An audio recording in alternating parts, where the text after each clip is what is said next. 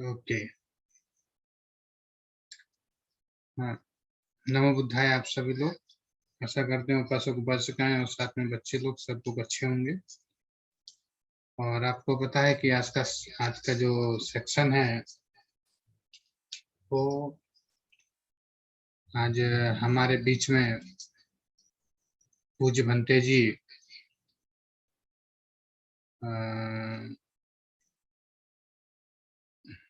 पय्याशीलो महाथेरो जो प्रज्ञाशील भंते जी जुड़े हुए हैं, उनके द्वारा धर्म देशना दी जाएगी। और उनका टॉपिक है Pali Buddhist lecture and present solution in India. जो सिस्टम चल रहा है कि पाली के ऊपर और जो वर्तमान स्थिति में, तो उसके ऊपर भंते जी का टॉपिक है। तो हम लोग सबसे पहले जो होता है कि चैंटिंग वगैरह पूजा करते हैं, तो आप सभी लोग हाथ जोड़े बैठे और अपने स्थान पर स्टार्ट करते हैं।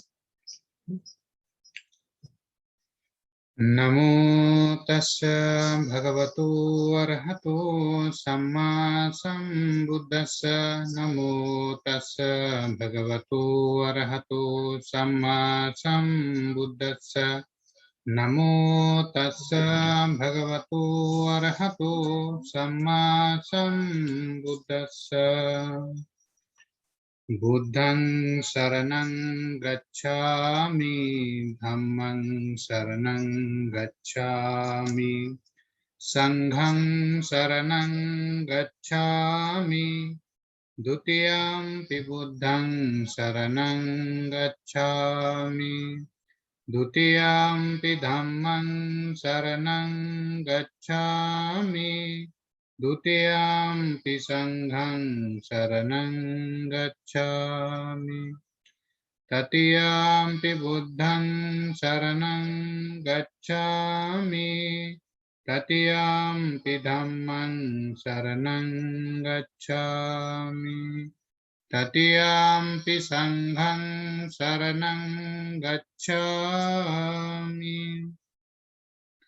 पाणातिपाता वेरमणि सिक्खापदं समादयामि। आदिन्निदाना वेरमणि सिक्खापदं समादयामि। कामेषु मिच्छाचारा वेरमणि सिक्खापदं समादयामि। मुसावादा वेरमणि सिक्खापदं समादयामि। सुरामेरमज्जपमानट्ठाना वेरमणि सिक्खापदं समादयामि। नमो तस्य भगवतो अरहतो सम्मा सम्बुद्धस्य। इतिपिसो भगवारहं सम्मा सम्बुद्धो विद्याचरण संपन्नो सुगतलोकविदु अनुत्तरो पुरुषधम्म सारथि सत्ता देव मनुष्याणां बुद्धो भगवाति। बुद्धं जीविति पर्यन्तं शरणं गच्छामि। ये च बुद्धातीता च ये च बुद्धानागता पचुपन्ना च ये बुद्धा अहं वन्दामि सर्वदा। नत्थि मे शरणं गह्यं बुद्धो मे शरणं वरम्। एतेन साच वज्रेन होतु मे जयमङ्गलम्। उत्तमङ्गेन वन्देऽहं पादपंसोऽवरोत्तमं। बुद्धो यो कलितो दोषो बुद्धो खमतु तं नमः। यं किञ्च रत्नं लोके विद्यते विविधा पुतो।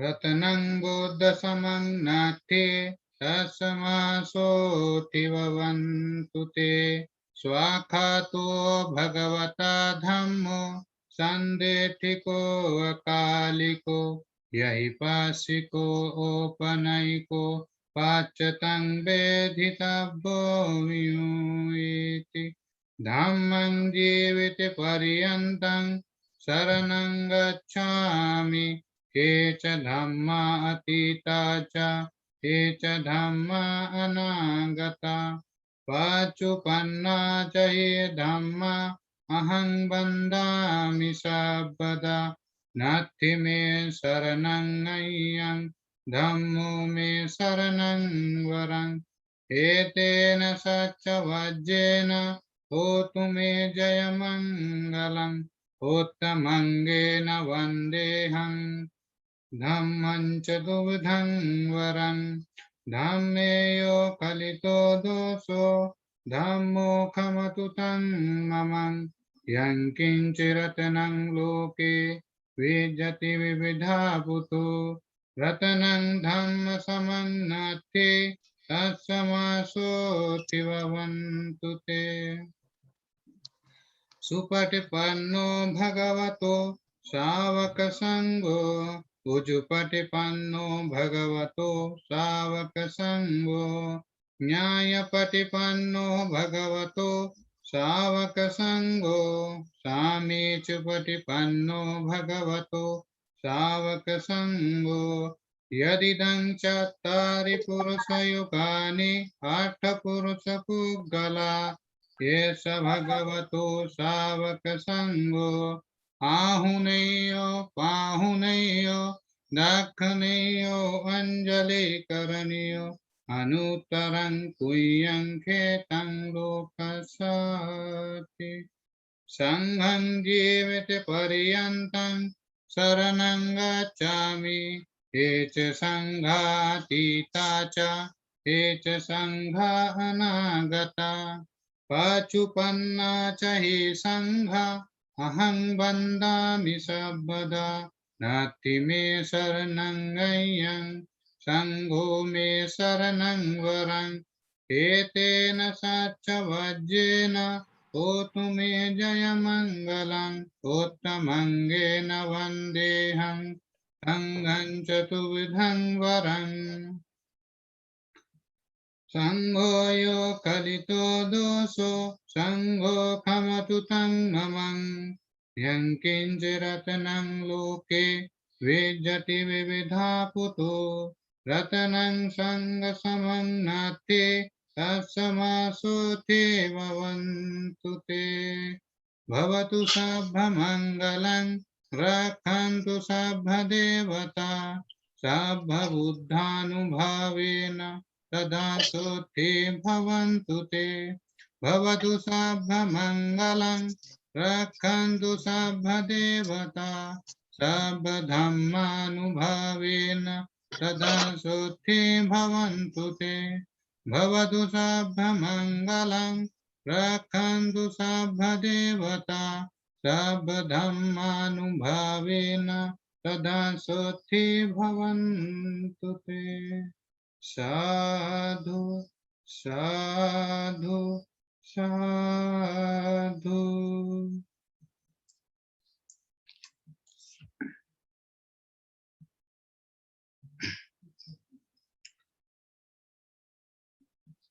नमो बुद्धाय आप सभी को।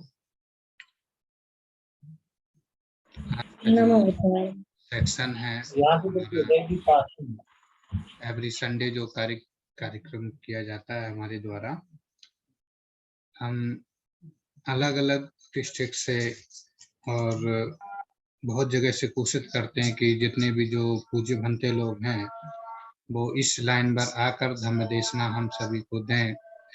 तो ये मेरा प्रयास है और वो प्रयास आप सभी लोगों के माध्यम से और जो धम्म लोगों तक पहुंचना चाहिए धीरे धीरे से, वो जरूर हम लोग उसको कोशिश करेंगे कि वो आप सभी लोग उसको सुने, अनुसरण करें, उसको आगे चलें। अलग अलग टॉपिक पर हम सभी को लेकर आते हैं और जितने भी हमारे साथ में पूज्य भंते लोग आए हुए हैं और जुड़े भी हैं, उनका आशीर्वाद है हम सभी लोगों के ऊपर, और धम्म देशना जो है वो कंटिन्यू चलती है। हम लोग पहले चैंटिंग होती है, इसके बाद हम लोग 10 मिनट जो मेडिटेशन है गोयनका जी का, हम लोग उस मेडिटेशन करेंगे।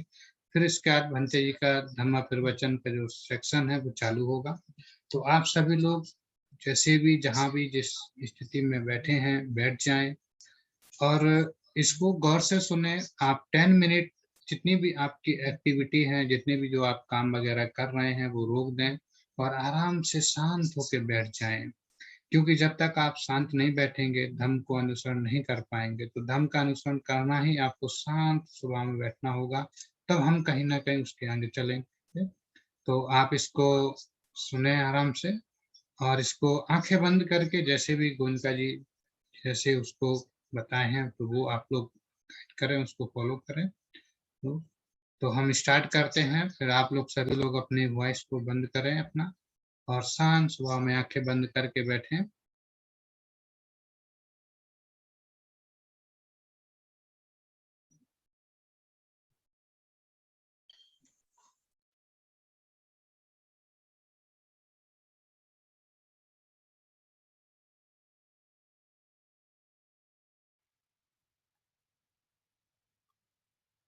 आओ 10 मिनट आनापान की साधना का अभ्यास करें।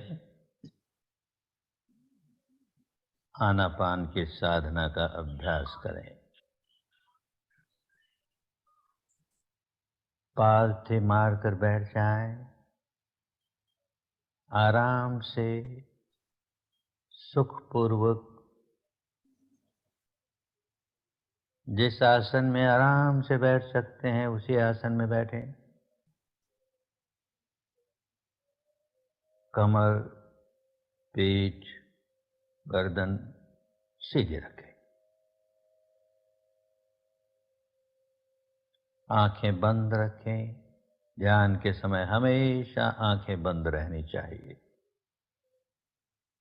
आंखें खुलेगी तो मन भटक जाएगा, तो आंखें बंद ही रहे। जो लोग ऐनक लगाते हैं वो ऐनक उतार कर ध्यान करेंगे। मुंह भी बंद रखें। सांस मुंह से नहीं लेना है, नासिका से लेना है। तो सारा ध्यान नासिका के द्वारों पर, सारा ध्यान नासिका के द्वारों पर केंद्रित करके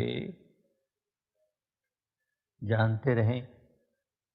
सांस भीतर आ रहा है तो आ रहा है, बाहर जा रहा है तो जा रहा है, यही जानना है। बस इसे जानते रहें, निरंतरता से जानते रहें, बड़े ध्यान से जानते रहें। सांस बाईं नासिका में से गुजर रहा है या दाहिनी नासिका में से गुजर रहा है, या दोनों नासिकाओं में से गुजर रहा है, बड़े ध्यान से, बड़े ध्यान से जाने।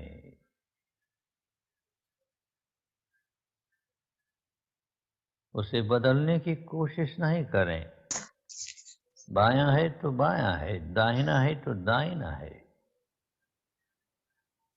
केवल जाने, केवल जानना ही है।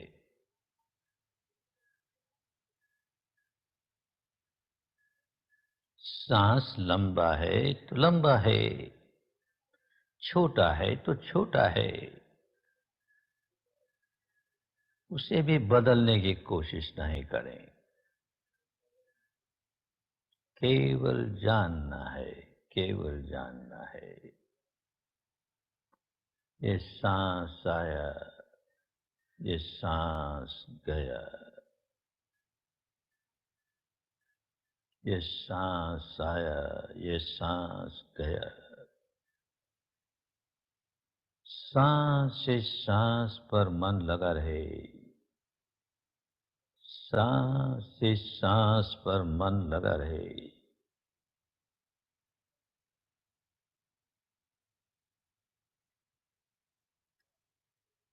मन भटके तो उसे फिर सांस पर ले आए, भटकने ही न दें, पर भटके तो फिर सांस पर ले आए।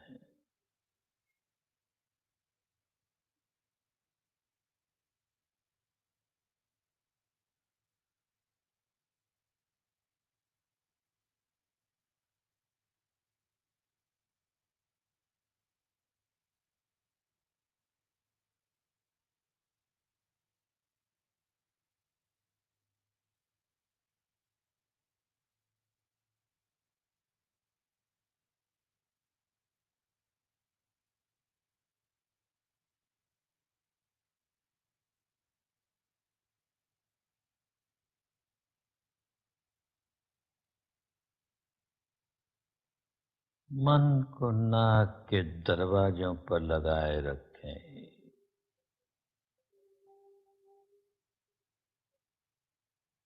दृढ़ता पूर्वक लगाए रखें।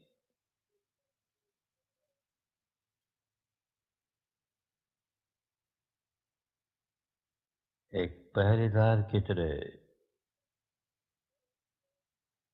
एक द्वारपाल की तरह, खूब सजग, खूब सचेत,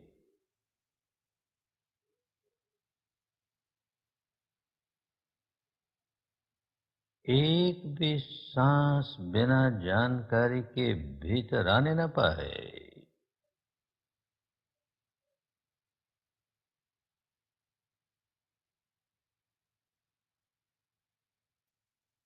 एक भी सांस बिना जानकारी के बाहर जाने न पाए।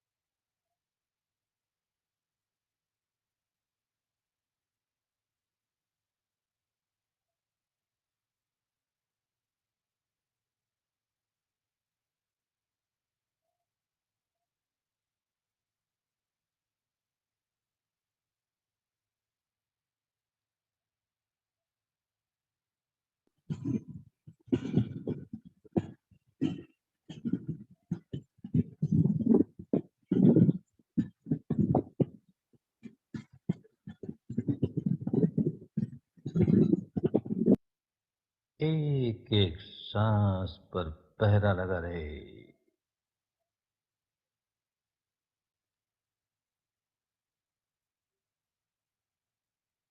एक एक सांस की पहरेदारी होती रहे।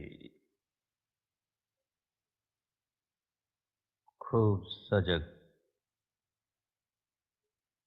खूब सचेत, खूब सावधान, सावधान, सावधान।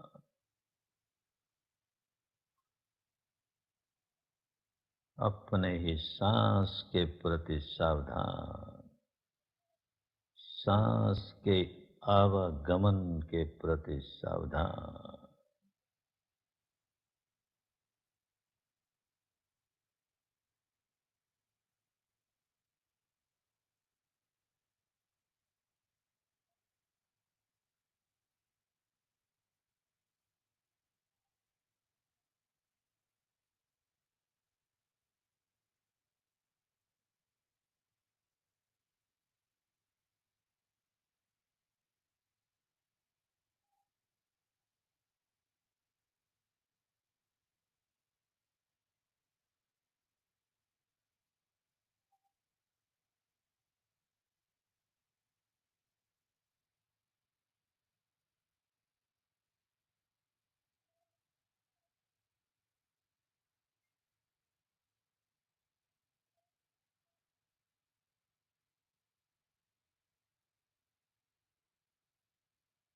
Savatu Sabdamangalam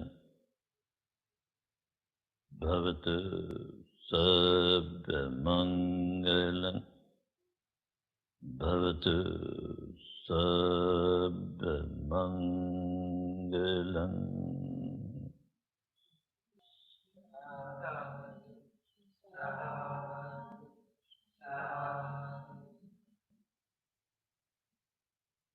बहुत अच्छे, विश्राम करो, विश्राम करो।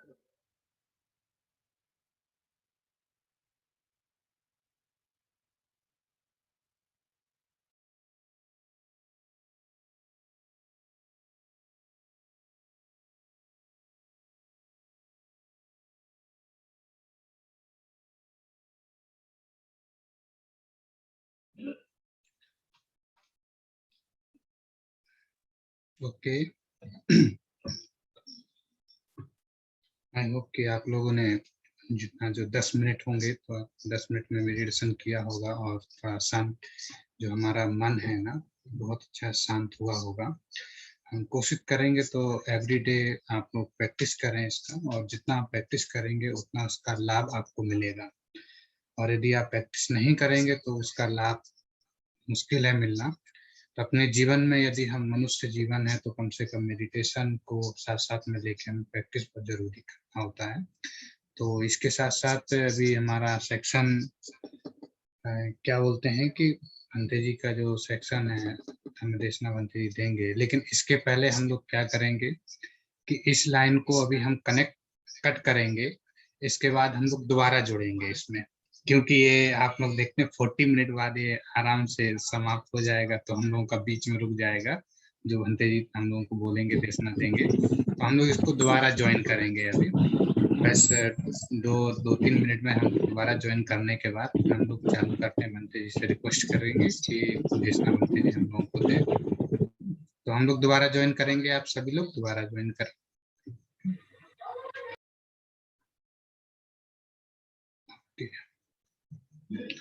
मैं भंते जी से रिक्वेस्ट करता हूँ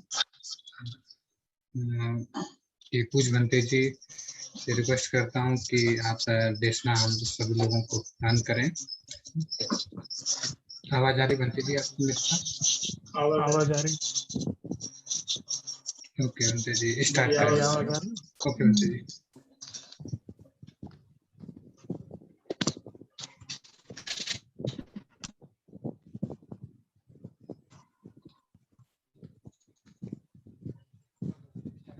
ब्रह्मेन्द्र देवेन्द्र नरेन्द्र राजन बोधि सुबोधि करुणा गुणकं पय्यापदीप जलितो जलंतं वन्दामि बुद्धं भवपारतिन्नं।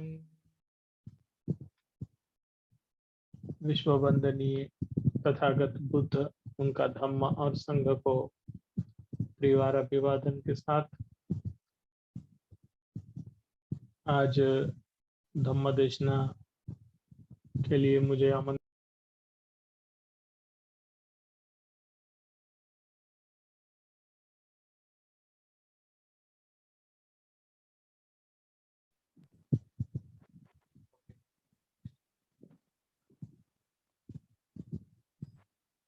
Bhante ji not audible. अभी आवाज आ रही होगी? Yes, yes. आ रही है आवाज?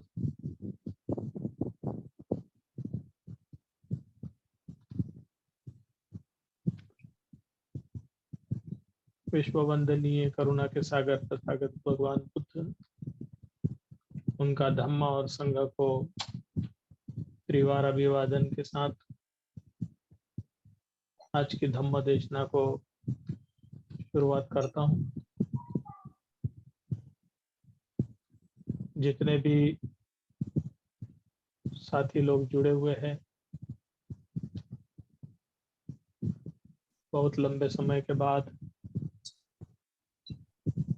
आप लोग देख रहे होंगे मुझे यहाँ थाईलैंड में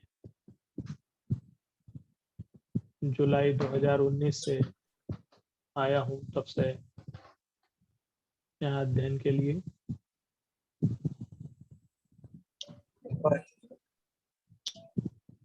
पाली भाषा बौद्ध साहित्य जो है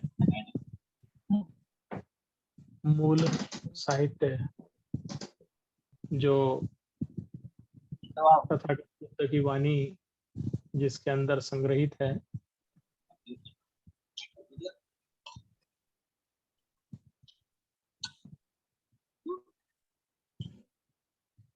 बौद्ध साहित्य विशाल 50,000 पृष्ठों का साहित्य है,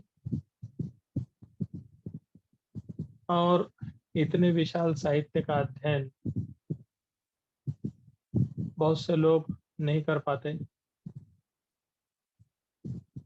बहुत से लोगों ने तो त्रिपिटक साहित्य का नाम भी सुना नहीं है, क्योंकि भारत देश में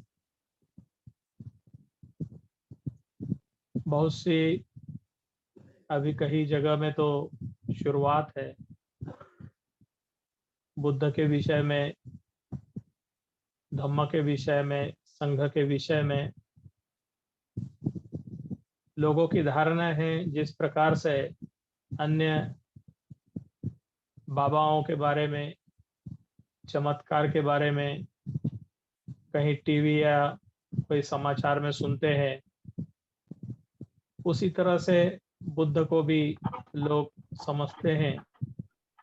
क्योंकि कोई कोई मूर्तियों को देख करके सोचते हैं कि यही बुद्ध है, तो बुद्ध मूर्ति में नहीं है। मूर्तियां तो प्रतीक स्वरूप में होती है।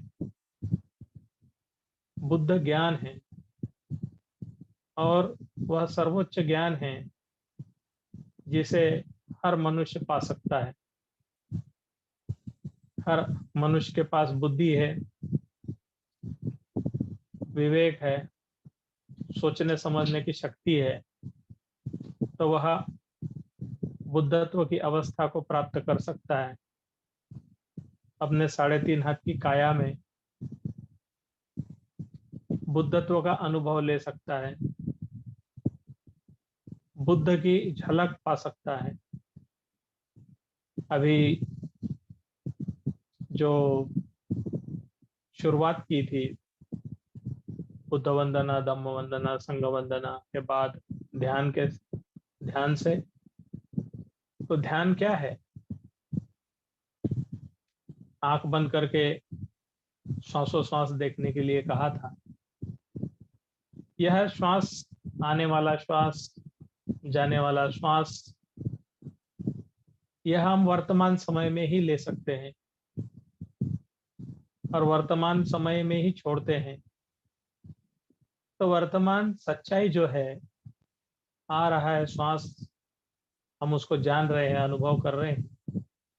जा रहा है श्वास, जान रहे हैं, अनुभव करते हैं। यह सुनने की बात नहीं है, यह करने की बात है। और इसका प्रत्यक्ष अनुभव उस व्यक्ति को होता है जो श्वास छोड़ रहा है, जो श्वास ले रहा है। और यह क्रिया वर्तमान में ही की जा सकती है, न ये भविष्य में होती है, न भूतकाल में होती है। इसीलिए जो बुद्ध है, बुद्ध का जो ज्ञान है, वह बुद्ध का ज्ञान प्रत्यक्ष ज्ञान है। इसमें उधारी की बातें नहीं है, कल्पना की बातें नहीं है, विश्वास करने की बातें नहीं है। तो बुद्ध कहते हैं कि प्रत्यक्ष अनुभव से जानो, अनुभूति से जानो। अनुभूति पर आने वाला जो ज्ञान है, जो हम जिसको अनुभव करते हैं, वही सच्चाई है। वह कोई कल्पना नहीं होती है। हम बैठे हैं तो हमें अनुभव होता है कि हम बैठे हैं। श्वास आ रही है तो श्वास आ रही है, इसका अनुभव होता है। श्वास जा रही है, इसका भी अनुभव होता है। श्वास पतली आ रही है, लंबी आ रही है या छोटी आ रही है, इसका भी अनुभव होता है। तो जैसे आ रही है श्वास, स्वाभाविक रूप से, प्राकृतिक रूप से आ रही है, जा रही है, इसका जो अनुभव हमें होता है, वही सच्चाई है कि जिसको हम अपने 3.5 हाथ की काया में आने वाली श्वास, जाने वाली श्वास को देखते हैं, अनुभव करते हैं और उस श्वास के ऊपर अपना पूरा मन केंद्रित करते हैं। जब तक हम श्वासोश्वास पे ध्यान देते हैं तब तक हम सभी प्रकार के झंझटों से दूर रहते हैं। जहीं हमारा ध्यान भटकता है तो हमें पुरानी बातें याद आती है और फिर दुख चक्र शुरू होता है, या फिर कोई अच्छी बातें शुरू होती है आती है तो कल्पना लोक में लोटपोट होना शुरू हो जाता है। बुद्ध ने जो कुछ भी अपने जीवन में बुद्धत्व प्राप्ति के बाद से अंतिम महापरिनिर्वाण अवस्था तक 45 साल तक के घूम घूम करके जो धम्म की देशना दी है, वो 84,000 धर्मस्कंध, जिसमें 82,000 तथागत बुद्ध के उपदेश है और 2,000 अरहंत भिक्षुओं के उपदेश है। ऐसे 84,000 धर्मस्कंदों का जो संग्रह है उसे ही 3 भागों में विभक्त किया है, उसे त्रिपिटक कहा गया है। त्रिपिटक साहित्य जो है यह साधारण जनता के लिए, भिक्षुओं के लिए, जो उसमें विनय पिटक है, जो भिक्षु भिक्षुनियों के नियम हैं, संघ भिक्षुओं का जो संघ है उसका संघ का संविधान जो है विनय पिटक है। विनय पिटक में नियम दिए हुए हैं, जिस प्रकार से इंडियन पिनल कोड बनाया हुआ है, कोई गलती होने पर कौन सी सजा दी जाए, उसी तरह से विनय पिटक में सजा का प्रावधान है। कम सजा, अधिक सजा, चिवर उतारने का विधान है, चिवर पहनाने का विधान है, इसी प्रकार की पूरी जानकारी है। भिक्षुओं के लिए वर्षावास किस प्रकार से 3 महीने करना चाहिए, बीमार हो जाने पर कौन सी औषधि करनी चाहिए, तो उसकी जानकारी उसमें दी हुई है। विनय पिटक के अंतर्गत जीवक के बारे में पूरा का पूरा एक चैप्टर है कि जीवक ने किस प्रकार से रोगियों को ठीक किया, उस समय के बड़े से बड़े ऑपरेशन कैसे किए। सुत्त पिटक, जिसमें बुद्ध के उपदेश जो बहुत लंबे स्वरूप के हैं, उन्हें दिग निकाय माने दीर्घ स्वरूप के सूत्रों को दिग निकाय में सम्मिलित किया हुआ है। मध्यम आकार के जो सूत्र है वो मध्यम निकाय में है, और जो मध्यम और दीर्घ दोनों मिलाकर के संयुक्त निकाय है, उस संयुक्त निकाय में संग्रहित किए हैं। उसके बाद एक चौथा निकाय माने चौथा भाग है, जिसमें छोटे भी नहीं बड़े भी नहीं, वो अंक के हिसाब से संग्रहित किए हैं। 1 क्या है, 2 क्या है, 3 क्या है, 4 क्या है, ऐसे बढ़ती हुई संख्या में वह 1 से 14 तक की बातों का उल्लेख अंगुत्तर निकाय में किया हुआ है। और 5वां जो निकाय है, सुत्त पिटक का 5वां भाग, वह दिघ निकाय है, वो खुद्दक निकाय। खुद्दक निकाय माने छोटे छोटे ग्रंथों का संग्रह है, और वे 15 ग्रंथ है। 15 ग्रंथ जो है उनका जो संग्रह है उसे खुद्दक निकाय कहा गया है, जिसमें पाली भाषा में जो पूजा वंदना करते हैं, बुद्ध के गुणों को, धम्म के गुणों को, संघ के गुणों को, त्रिरत्न वंदना, और त्रिरत्न वंदना के साथ साथ जो बुद्ध के द्वारा दिए गए सूत्र है, जैसे रतन सूत्र का उपदेश है, अटानाटीय सूत्र जो है उस समय श्रावस्ती में बुद्ध द्वारा उपदेशित मंगल सूत्र, जय मंगल अट्ठगाथा, 38 प्रकार के मंगल जो है उपासकों के लिए वो भी बताए हुए हैं कि किस प्रकार से असेवना च बालानंग पंडितानंच सेवना, मूर्खों की संगति से दूर रहना चाहिए, क्योंकि मूर्ख तो मूर्ख होता है, जो अपनी मूर्खता के कारण अपना नुकसान तो करता ही है, साथ ही साथ वह दूसरे का भी नुकसान करता है। इसलिए बुद्ध कहते हैं कि असेवना च बालानंग पंडितानंद च सेवना, मूर्खों की संगति से दूर रहिए, विद्वानों की संगत करें। पंडित का मतलब विद्वान, बुद्धिजीवी, बुद्धिमान, जो बुद्धि का उपयोग करने वाला है, सोच समझ रखने वाला है। तो यह उत्तम मंगल है। माता पितु पट्ठानं पुत्र दारस संगहो अनाकुला च कम्मन्ता एतं मंगलम उत्तम।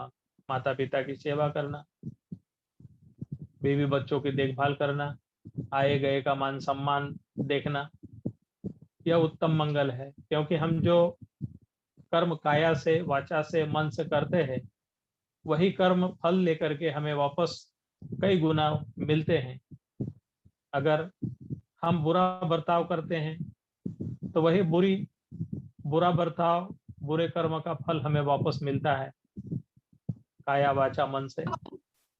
इसीलिए बौद्ध लोग जो हैं वो हमेशा दूसरे के मंगल के बारे में, हमेशा तुम्हारा कल्याण हो, हमेशा तुम्हारा मंगल हो, मंगल की ही सोचते हैं। मंगल की सोचने की वजह से उसका हमेशा मंगल होते रहता है। क्योंकि हम अगर बुरा सोचते हैं, बुराई बोलते हैं, बुराई कर्म करते हैं, तो दुखों का भंडार इकट्ठा करते हैं और उससे मुक्ति पाना बहुत मुश्किल हो जाता है। इसलिए काया वाचा मन जो हमारे तीनों से हम अगर जागरूक रहते हुए तीनों का सदुपयोग करते हैं, तो तीनों के सदुपयोग से हमारा उत्थान होते रहता है। और बुद्ध का जो धम्म है, यह मनुष्य के कल्याण के लिए है।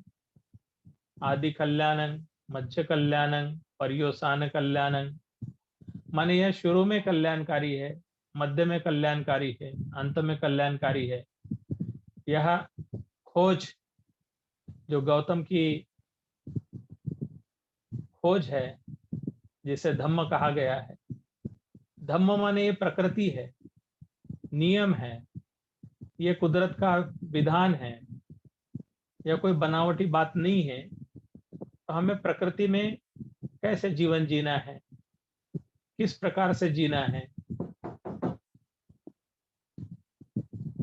अकेले आदमी हैं तो अकेले को कोई जरूरत नहीं है किसी भी धर्म की। जहाँ दो लोग आते हैं वहाँ धम्म की आवश्यकता होती है। हम एक दूसरे के साथ कैसे व्यवहार करें, इसके लिए धम्म है। तो धम्म मनुष्य जीवन के कल्याण के लिए, पूर्वक रहने के लिए, शांति से रहने के लिए,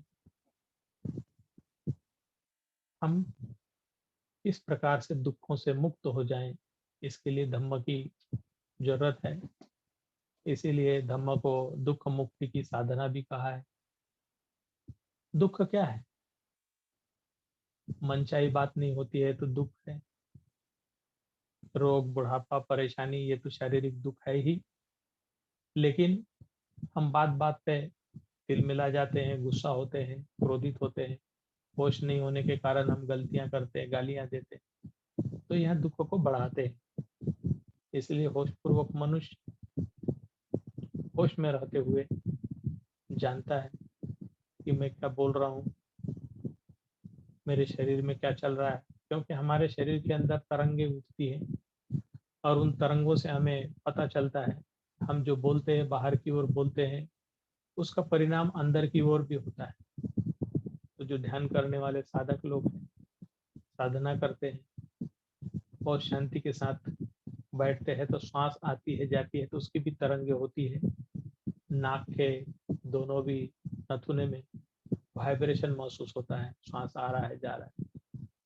आजकल जो कोरोना काल के नाम पर मास्क पहनते हैं, तो मास्क पहनने के बाद श्वास आता है जाता है तो सीधा टकराता है, तो श्वास का अनुभव होते रहता है कि कार्बन डाइऑक्साइड हमने छोड़ा है, वही कार्बन डाइऑक्साइड अंदर जा रहा है, फिर कार्बन डाइऑक्साइड बाहर जा रहा है, फिर कार्बन डाइऑक्साइड अंदर जा रहा है। उसकी वजह से, ऑक्सीजन नहीं मिलने की वजह से शरीर कमजोर हो जाता है। और हमारा दिमाग कमजोर हो जाता है, हमें परेशानियां और ज़्यादा बढ़ जाती है। तो यह अनुभव होता है जब हम बात करते हैं तो हमारे आवाज़ उस लगाए हुए पर्दे से टकराती है तो ओंठों के ऊपर भी झनझनानी थोड़ी सी महसूस होती है। तो हमारे शरीर जब तक के जीवित है तब तक के शरीर से वाइब्रेशन छूटते हैं और वो वाइब्रेशन तरंगे जो है, इन तरंगों का ज्ञान हमें होता है, जानकारी होती है। जैसे कोई अगल बगल से गाड़ी जाती है या कोई चीज जाती है तो उसकी वाइब्रेशन तेजी से अपने शरीर के ऊपर में, पूरे जितने भी रोम रोम है शरीर के ऊपर, उसके ऊपर बालों को भी पता चलता है। हवा आने से जैसे एहसास होता है उसी तरह से गर्म ठंडा इसकी जानकारी होती है। तो हमारा मन सूक्ष्म और सूक्ष्म होते चला जाए, जिससे हमें अपने आवागमन, श्वास के आवागमन, अपने उठने बैठने उसका होश हो और हम पूर्णतः जागरूक हो।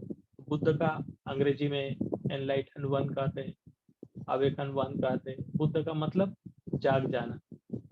तो जाग जाना माने वो पूरे जागे हुए होश पूर्वक है, सोते भी है तो केवल शरीर को आराम देते हैं, लेकिन पूरे जागे हुए हैं। ये जागरूक अवस्था को बुद्ध अवस्था कहते हैं। तो इसलिए हर मनुष्य बुद्ध बन सकता है। माने बुद्ध बनने का मतलब हमारे अंदर जो राग द्वेष लोभ मोह जो है विकारों से नाश हो जाए, और विकारों का नाश हो जाने से हम प्रसन्न हो जाते हैं, खुश हो जाते हैं, हल्के हो जाते हैं। हमारे शरीर का वजन जो है जब हम तराजू में तौलते हैं तो बहुत भारी भारी लगता है, लेकिन जब ध्यान का अभ्यास करते हैं और हमारे विकार निकलते चले जाते हैं तो इतना हल्का हो जाता है कि फूल की तरह से ये शरीर अनुभव नहीं होता है। आँख खोलने से दिखाई देता है मोटा मोटा ये शरीर, लेकिन आँख बंद करने के बाद कुछ नहीं, केवल हवा है, तरंगे हैं। तो ये बहुत बड़ा एक बुद्ध ने खोज के निकाला हुआ सुपर साइंस है। इस सुपर साइंस को जानने के लिए शरीर स्वस्थ होना जरूरी है, काया वाचा मन से ठीक ठाक होना जरूरी है। पागल आदमी नहीं इसको अनुभव कर सकता, नशा करके बैठा हुआ आदमी नहीं कर सकता। इसलिए बुद्ध का धम्म दुख मुक्ति के लिए है, और आधुनिक युग में बाबा साहब अम्बेडकर ने इस धम्म को स्वीकार करने के पीछे वजह यह है कि जो मनुष्य मन से बीमार था, मन से बीमार होने की वजह से तन से भी बीमार था, शरीर से भी बीमार था। तो बाबा साहब अम्बेडकर ने तन और मन से दोनों तंदुरुस्त करने के लिए इस धम्म को स्वीकार किया।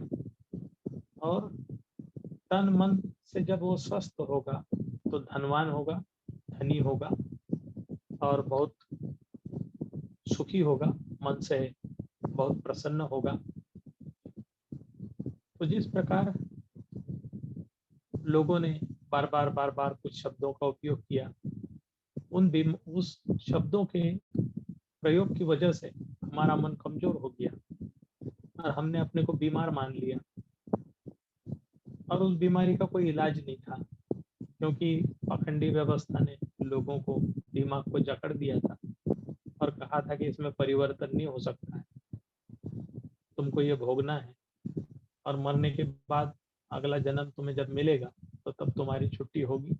अभी ईमानदारी से हम जो बता रहे हैं उसी को करो, मरने के बाद आपका अच्छा जीवन होगा। यह उधार की शिक्षा में लोगों को लटका के रखा हुआ था।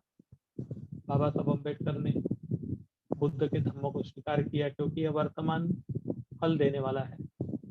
यहाँ पर उधारी की बातें नहीं है, विश्वास की बातें नहीं है, यहाँ करने की बातें हैं। हम प्रसन्न मन से बोलते हैं, प्रसन्न मन से करते हैं, प्रसन्न मन से सोचते हैं, तो सुख हमारे पीछे छाया की तरह चलना शुरू कर देता है।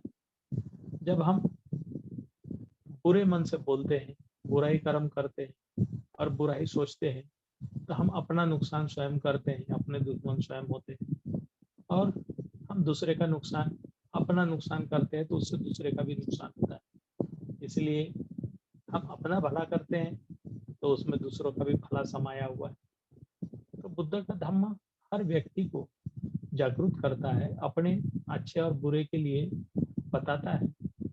अगर हमने कुछ गलत काम किए, अब होश जाग गया है। हम गरीबी में पड़े हुए थे, हम बुरे जगह पड़े हुए थे, बुरे संगति में पड़े हुए थे, नशा में पड़े हुए थे, अज्ञान में पड़े हुए थे। लेकिन अगर हमें होश आ गया, हमने बुद्ध के धम्मों को स्वीकार किया, मैंने बुद्ध के मार्गों को स्वीकार किया कि हमने जो कुछ किया वो गलती में किया, अनजाने में किया। अब हमें होश आ गया है, अब हम नहीं करेंगे, नहीं दोहराएंगे। तो जिस समय से वह पुरानी बातों को छोड़ देता है और नए जीवन को शुरुआत करता है, तो उसका उत्थान होना शुरू हो जाता है। तो बाबा साहब ने भारत देश के उत्थान के लिए इस धम्म को दोबारा से भारत भूमि में 2500 साल के बाद फिर दोबारा इसका पुनरुत्थान किया, और आज लोग बहुत से खुशहाल है, सुखी है, क्योंकि उन्होंने पुराने कर्म को छोड़ के नए कर्म अपनाए, नया जीवन अपनाए, और सुख शांति के साथ लोग अपने भलाई के बारे में सोचने लगे, अपने परिवार के भलाई के बारे में सोचने लगे, अपने दोस्त और सभी लोगों के भलाई के बारे में सोचने लगे। तो जब अच्छा सोचने लगे तो अच्छा ही होना शुरू हुआ। जब आदमी दूसरे के बारे में बुरा सोचता है तो सबसे पहले अपना मन खराब करता है।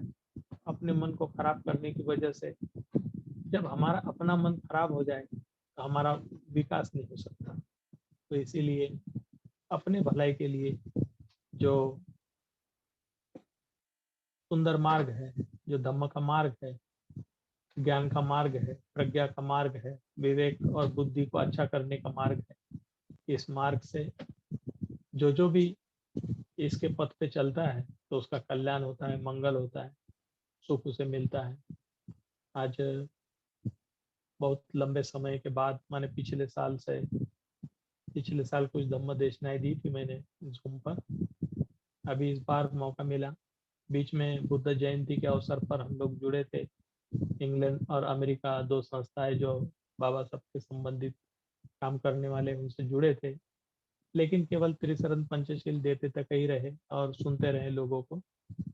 हम जिस यहाँ थाईलैंड में मैं आने की वजह यह है कि भारत में 25-26 साल काम करते करते देखा कि नेता लोग या फिर 2-4 किताबें पढ़े वाले लोग बहुत घमंडी होते हैं, और घमंड की वजह से वो स्वयं का तो नुकसान करते ही करते हैं, साथ ही साथ दूसरों का भी नुकसान करते हैं। धन बढ़ाते हैं, शरीर बढ़ाते हैं, लेकिन प्रज्ञा, जो बुद्धि विवेक है, उसका विकास नहीं कर पाते। तो मैंने उन्हीं भीड़ भाड़ में मुर्दाबाद जिंदाबाद करते समय बहुत समय बिताया। मैं यहाँ थाईलैंड में आने का मेरा मकसद ये था कि हमें पाली भाषा की अच्छे से अच्छी जानकारी हो, और बुद्धिस्ट लोगों का सिस्टम इस देश में इस तरह से सुरक्षित किया हुआ है 800 साल से राजाओं ने, उस सिस्टम को देखना था। और यहाँ की जो शासन प्रणाली व्यवस्था है, जिसमें केवल बुद्ध का ही धम्म है और सरकार द्वारा नियंत्रित होता है। यहाँ पर सभी स्कूल पाठशालाएं जिसमें बौद्धों के लिए शिक्षाएं हैं, तो यहाँ की वो शिक्षा पद्धतियों को देखने, गांव की ग्राम पंचायत पर भी बौद्धों का किस प्रकार से आधिपत्य और शासन प्रणाली है, तो यह सभी सिस्टम जानने, सीखने, समझने के लिए मैं इस देश में आया। बहुत से साहित्य में गड़बड़ी भी है, क्योंकि जहाँ पर जो साहित्य निर्माण हुआ, जहाँ पर यह धम्म फला फूला, तो इसके अंदर ढेर सारा कूड़ा करकट डाला गया। तो बौद्ध देशों में माने महान सम्राट अशोक के द्वारा ये धम्म यहाँ पर भेजा गया, तो उसके साथ साथ बाद में उनके पीछे पीछे शैतान लोग भी आए और उन्होंने अपना कूड़ा करकट लाया और यहाँ पर भी डाला हुआ है। तो इसलिए पूरे देश में शुद्ध स्वरूप में नहीं है, लेकिन मोटा मोटी जो हमें चाहिए, जिसकी हमें जरूरत है, हम उसका उपयोग करेंगे।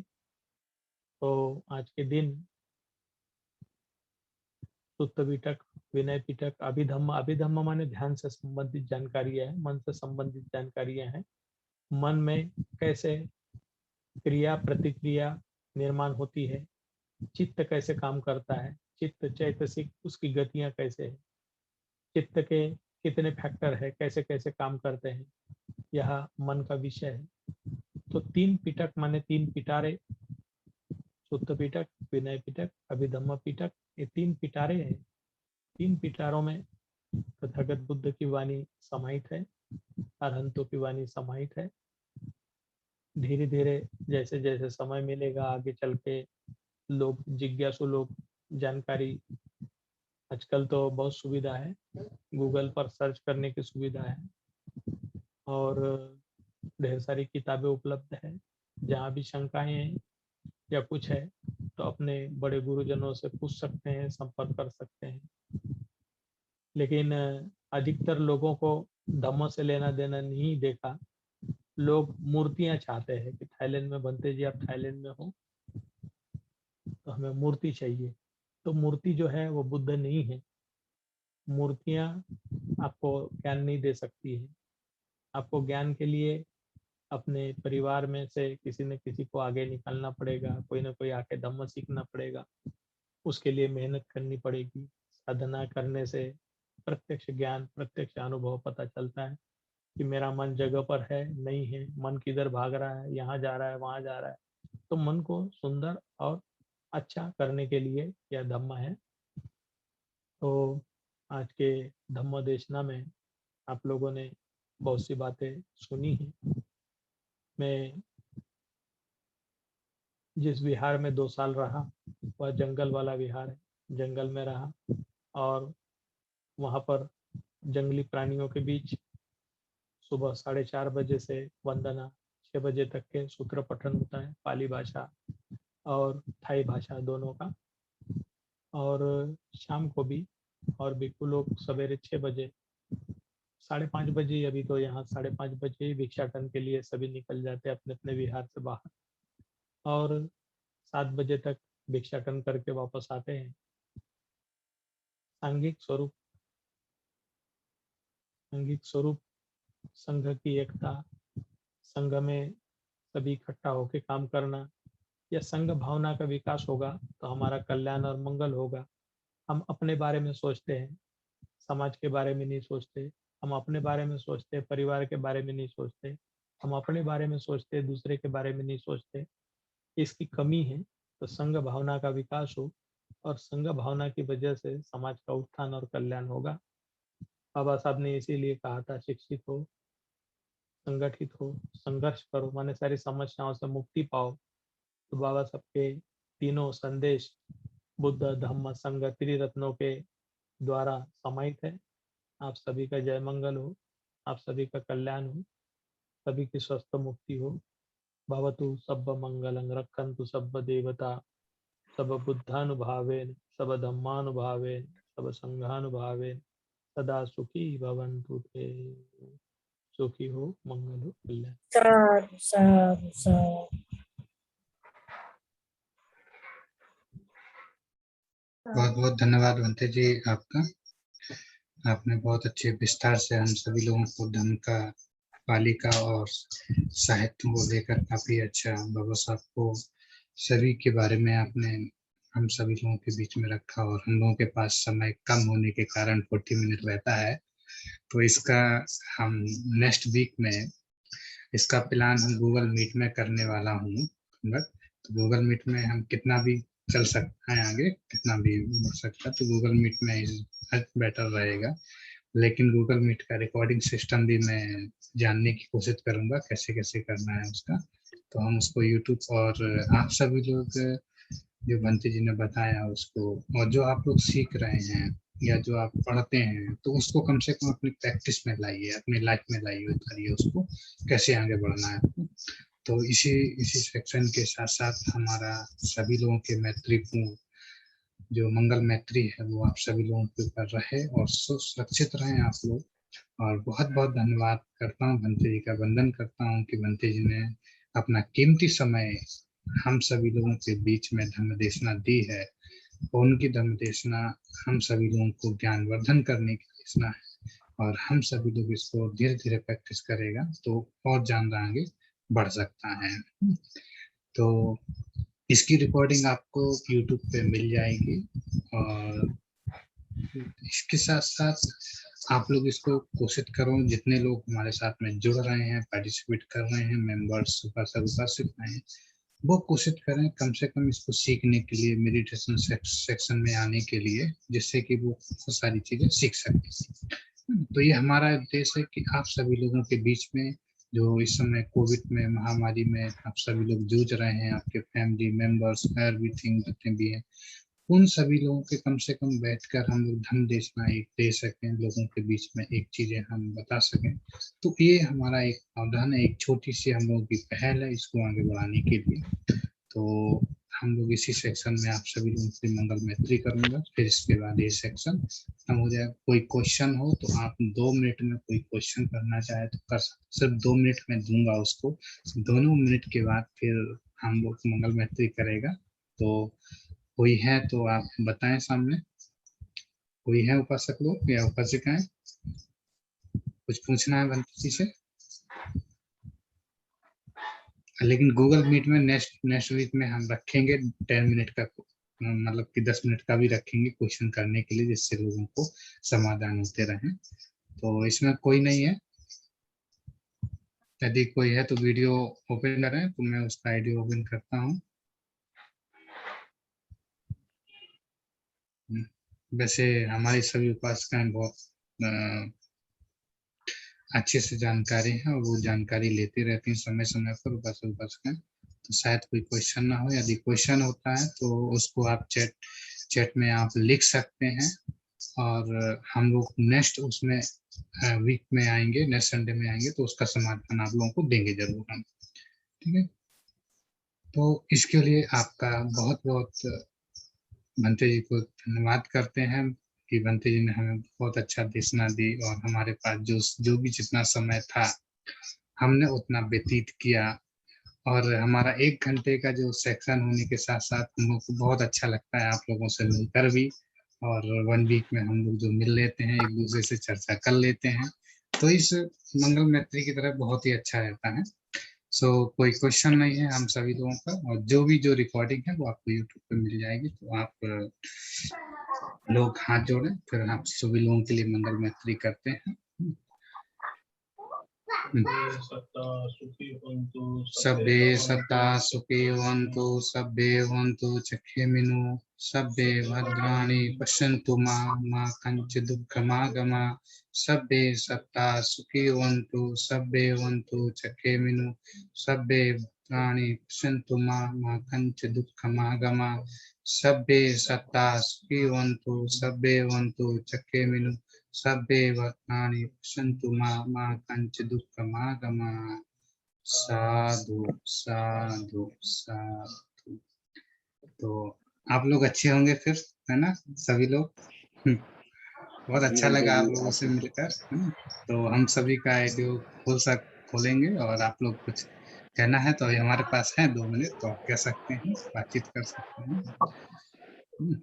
तो बहुत अच्छा लगा आपका भंते जी का जो देशना देखो, और हम लोग फिर नेक्स्ट टाइम पे हम कोशिश करेंगे कि कानपुर वाले भंते जी को लाने के लिए 11 तारीख को, 11 तारीख को हम कानपुर वाले भंते जी को लाने की कोशिश करते हैं, पूज्य भंते जी को। तो उनसे बातचीत करने के हम कोशिश करेंगे कि वो देशना हम लोगों को आधा घंटे दें, तो इस धम्म मैत्री हमारी साथ में रहे उनकी, जैसे कि हम धम्म को समझ सकें, और बाबा साहब का जो मूवमेंट है, बाबा साहब की जो बातें हैं, हम लोग उसको लेकर आगे बढ़ सकें, कोशिश कर सकते हैं। तो ठीक है, फिर आप लोग सुरक्षित रहें, अच्छे रहें, और इस कोविड में, महामारी में आप लोग बचें, और कुछ लोगों की जो हो सकती है आप मदद करें, यदि आप सक्षम हैं तो ऐसे लोगों की, आप गरीब जो पर्सन लोग हैं उनकी आप कोशिश करें कि उनकी मदद कर सकें आप, जिससे कि वो आने वाले समय पर वो एक सुरक्षित रहें, अच्छे से रहें। साधु साधु साधु। YouTube चैनल का नाम आपको मेरे नाम से है, विभूति प्रकन के नाम से है YouTube चैनल, आप उसमें आप जाकर देख सकते हैं, मेरे नाम से है, और मैं लिंक आपको भेज दूंगा, तो वो लिंक आप लोग कर सकते हैं। थैंक यू आप सभी लोगों को, जितने भी मेंबर्स हमारे जुड़े हुए उन सभी लोगों को बहुत बहुत साधुवाद एंड मंगल प्रणाम कामनाएं। भंते जी। प्रणाम भंते जी, प्रणाम भंते जी। जय भीम नमो बुद्धाय सभी को। सभी को जय भीम नमो बुद्धाय। जय भीम नमो बुद्धाय। सब लोग अच्छे हैं। ऑटोमेटिक कट जाएगा।